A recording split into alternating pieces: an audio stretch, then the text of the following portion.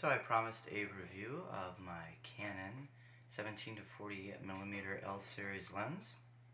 That was a couple of weeks ago. I went on vacation and then I got back and my schedule was just filled up between work and various other things I had to do. But I had the time, so I figured I'd make a review as I promised I would. So here it is, the Canon 17-40mm L series lens.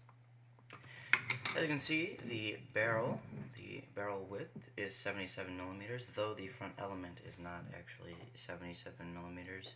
I estimated it probably would be around 60mm. Not that it makes a difference, just because your filter will take 77mm. And I'll go ahead and take this lens off. And your rear adjustable element for zoom.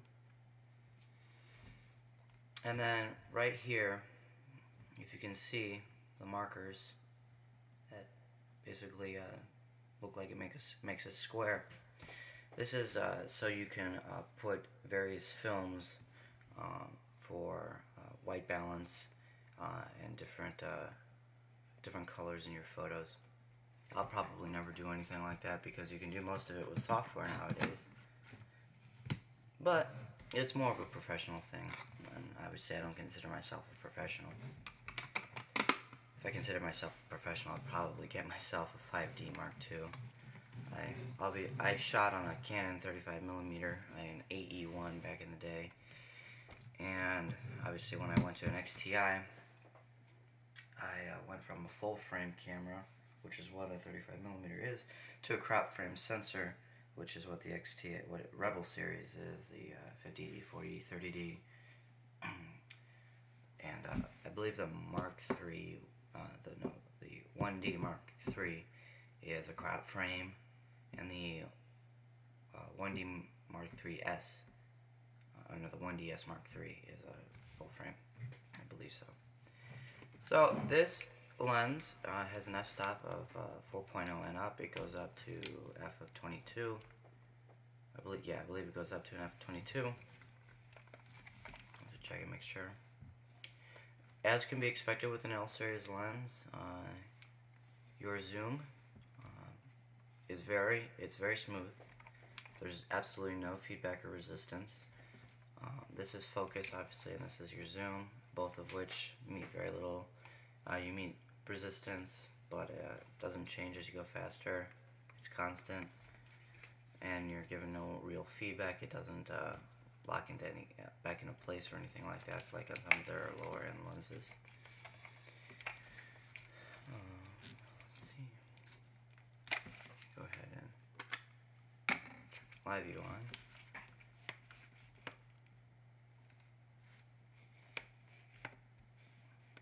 Now 17-40mm isn't the most effective range, however, it cuts down on the amount of glass you have inside the actual lens, which cuts down on little artifacts that you might catch, and it just improves the overall quality of the photograph.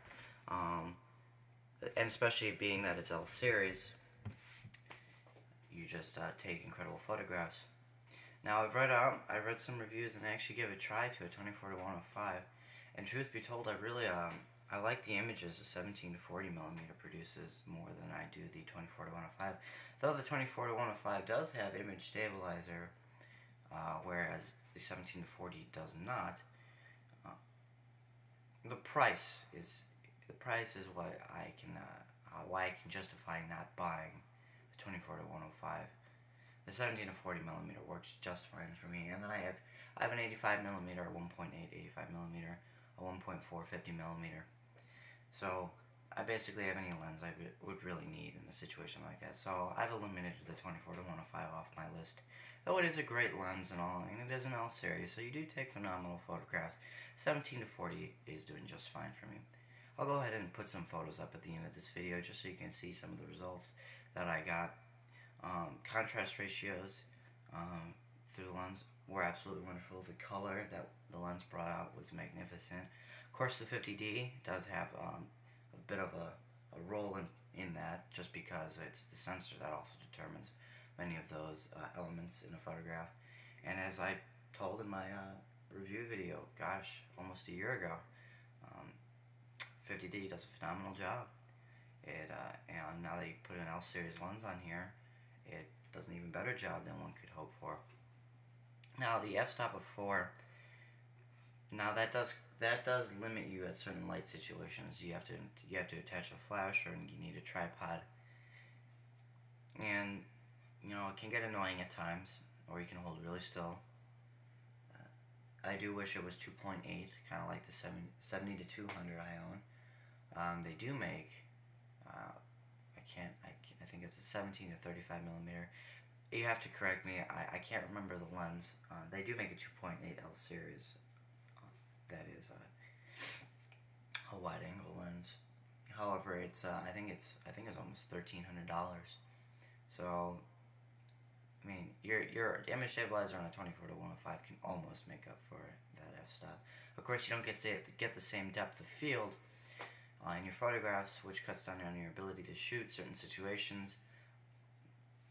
But you know, you have to give a little, take a little.